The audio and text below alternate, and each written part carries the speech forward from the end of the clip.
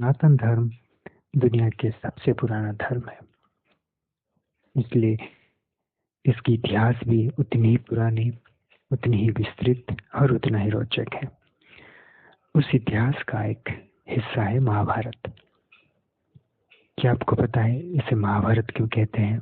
इसके पीछे का कारण क्या है? आइए जानते हैं। महाभारत दो शब्दों का मिश्रण है, महान और भारत।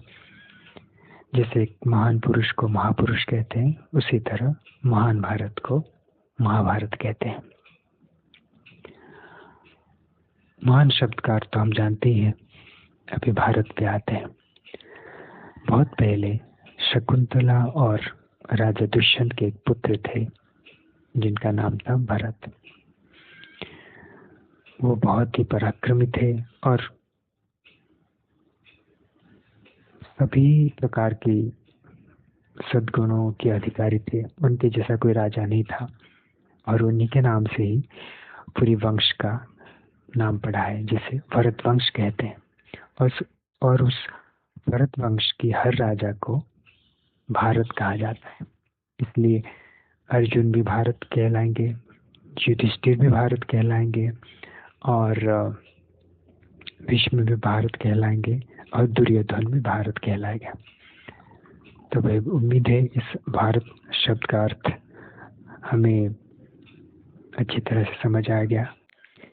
ये महाभारत जो एक काव्य रूपी इतिहास है, इसमें उन सभी भारतवंशी राजाओं यानी भारतों का कीर्ति, उनके शौर्य, उनकी वीरता का बखान किया गया है। इसके लिए इस ग्रंथ का नाम महाभारत यानी महान भारत है।